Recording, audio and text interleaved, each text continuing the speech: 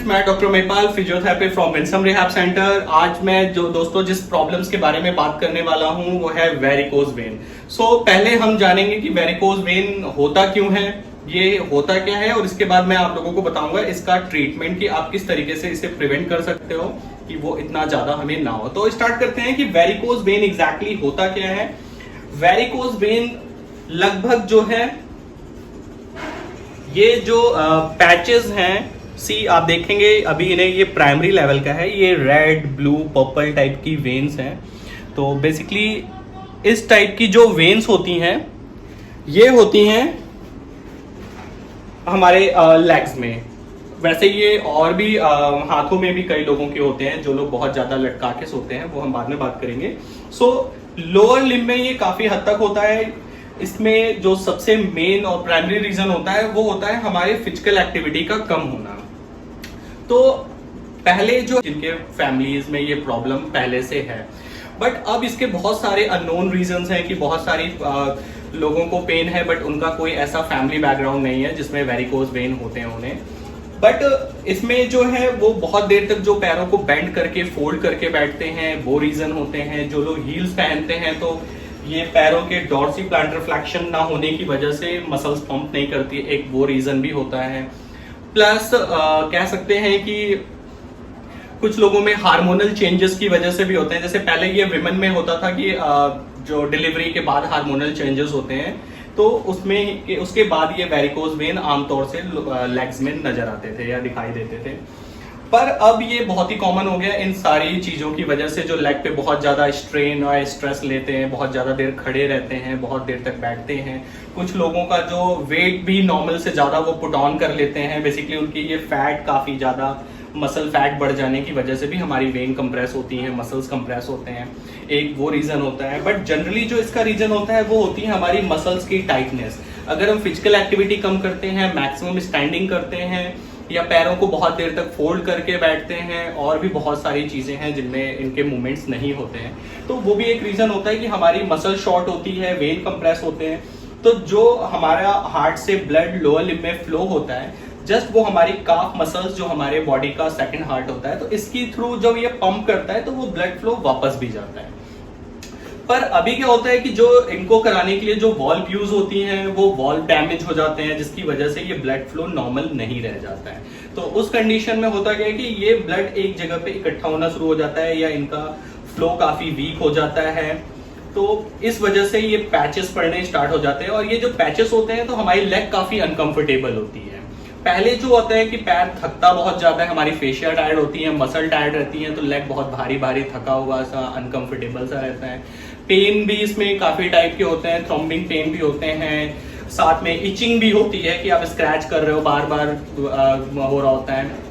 कई बार ऐसा भी होता है कि हम रात को सो रहे हैं और अचानक से पेन स्टार्ट हो जाता है, पैर को मोड़ के सो गए हैं, तो और ज्यादा अगर ब्लड सर्कुलेशन रिस्ट्रिक्ट होता है तो रात में भी हमारा पेन जो है वो काफी हद तक बढ़ जाता है, तो नींद खुल जाती है। तो स्लीप डिस्टर्बेंस की प्रॉब्लम्स भी हम इसके साथ साथ फेस कर रहे होते हैं। तो बेसिकली इन प्रॉब्लम को हम प्राइमरी लेवल पे कैसे स्टॉप कर सकते हैं, इसके लिए मैं एक्सरसाइजेस बताऊंगा। बट अगर ये बहुत ज्यादा वर्स्ट कंडीशन हो जाती है, ये प्रॉब्लम्स और बढ़ जाती है, ये काफी हद तक वेन्स हमें बाहर अच्छे से विजिबल हो जाते हैं, क्योंकि ये सुपरफिशियल स्किन के तो हम देख सकते हैं, बट अगर वो डीप में भी है तो उसे हम नहीं समझ सकते हैं। तो इसके लिए सर्जरी होती है, लेजर थेरेपी होती है, प्लस कुछ इंजेक्शंस भी आते हैं जिनके कोर्स करने होते हैं। बट अगर आप अपनी एक्सरसाइज रेगुलर नहीं करते हैं तो इस चीजों से आपको छुटकारा नहीं मिल सकता है, ये प्रॉब्लम फिर होने के चांसेस होते हैं। तो बेटर होता है कि हमें उस बड़े ट्रीटमेंट की नीड ना हो, हम प्राइमरी लेवल पे इसे ठीक करके रखें। बट जिसमें नहीं है वो भी अपनी लेग्स की एक्सरसाइज करें ताकि वो प्रॉब्लम्स वो आने वाले समय में फेस ना करें। तो हम स्टार्ट करते हैं कि इसकी हम बेसिक एक्सरसाइजेस क्या कर सकते हैं और किस तरीके से इसे हम यहीं पे स्टॉप कर सकते हैं, या अपने लेग्स को पहले से हम प्रिवेंट कर सकते हैं कि हमें वेरिकोज वेन की प्रॉब्लम ना हो। ओके, तो मैं अब आपको एक्सरसाइजेस बताता हूँ। सबसे पहले हम जो है इसे हल्के हाथों से इस तरीके से मोबिलाइज करेंगे, बिकॉज इसमें काफ मसल्स बहुत ज्यादा टाइट हो जाती हैं। तो पहले हम ये थोड़ा सा ये डीप मसाज करेंगे ताकि काफ मसल्स थोड़ी सी लूज हो जाए, ये इस तरीके से। प्लस आप इस तरीके से ये ग्रिप कर सकते हैं बोथ हैंड से, और ये थोड़ा पंप करा दें, ठीक है। प्लस उसके बाद इस तरीके से आपने अपोजिट हैंड से स्ट्रेच करना है, ये अपोजिट साइड, ताकि ये मायोफेशियल स्ट्रेच है, ये क्रॉस हैंड,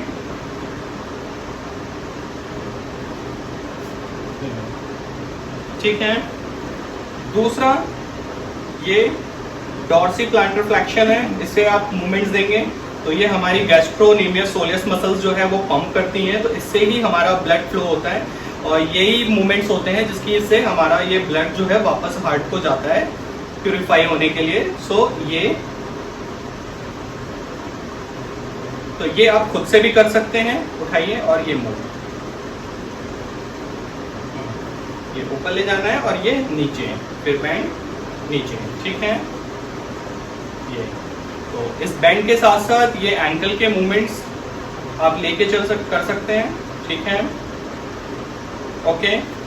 और ठीक है, उसके बाद ये एंकल को आपने इस तरीके से होल्ड करना है अपनी फोरआर्म से और देन ये stretch relax, stretch 5 to 10 seconds आपने होल्ड करना है, देन रिलैक्स, फिर से ये relax 5 to 10 second, then relax. Ball लेनी है और उसके बाद जो है इनके डॉर्सी प्लांटर फ्लेक्शन को इंप्रूव करने के लिए, ताकि इनकी काफ मसल्स अच्छे से ब्लड को पंप कर सके और आपका ब्लड फ्लो सही हो सके, उसके लिए आप एक बॉल ले सकते हैं बच्चों को खेलने वाली, और इस तरीके से इसे बॉल को प्रेस करने के लिए बताना है। सी आपको एक अच्छा खासा मूवमेंट यहाँ पे प्रॉपर तरीके से फील होगा जो आपको अच्छे से मसल्स को पंप कर रहे हैं। ये तो ये आप जो है 10-15 रिपीटेशन इस एक्सरसाइज को आप घर में खुद से कर सकते हैं, ठीक है। इस तरीके से ईंट ले सकते हैं और इसे इस तरीके से आपने रखना है, इस पे टोज रखिए, ठीक है। ये अब इस टाइम पे काफ मसल्स की प्रॉपर स्ट्रेच अपने आप में फील होता है, जितना हम ऊपर देखेंगे उतना ज्यादा ये स्ट्रेच बढ़ता जाता है। हील अप करिए, ये रिलैक्स, और ठीक है 3 to 5 रिपीटेशन आप ये कर सकते हैं। कुछ लोगों की पेन इंटेंसिटी काफी हाई होती है और वो खड़े होकर या बाकी एक्सरसाइजेस नहीं कर सकते हैं, तो ये काफी इजी और बेस्ट एक्सरसाइजेस है जिससे आपकी काफ मसल्स में काफी हद तक आराम मिलता है और इसे आप बहुत ही आराम से कर सकते हैं। आपने इस तरीके से बॉल को रखना है, ये हील आपकी नीचे रहेगी, टो से आपको बेसिकली बॉल को ये प्रेस करना है, प्रेस करके 3 to 5 काउंटिंग आपने करनी है और उसको होल्ड करके देन रिलैक्स, फिर से प्रेस करना है 3 to 5 काउंटिंग करके देन रिलैक्स। उसके बाद आप इस तरीके से भी कर सकते हैं, ये नीचे ये रोल किया वापस लाए, फिर टो से प्रेस, रोल किया वापस लाए, टो से प्रेस, तो 3 to 5 टाइम ये रिपीटेशन कर सकते हैं। नेक्स्ट जो है आप इस तरीके से चेयर ले सकते हैं, ये ग्रिप किया, एक लेग पीछे और इसे आगे, और कोशिश करना है कि इस लेग की, जिस लेग में आपको प्रॉब्लम है उस लेग की जो है हील ऊपर नहीं होनी चाहिए। ये होल्ड किया और try to bend your first knee, ये आप फील करेंगे अपोजिट लेग की काफ मसल्स प्रॉपर तरीके से स्ट्रेच हो रही है। ये 3 to 5 रिपीटेशन ले सकते हैं, ठीक है।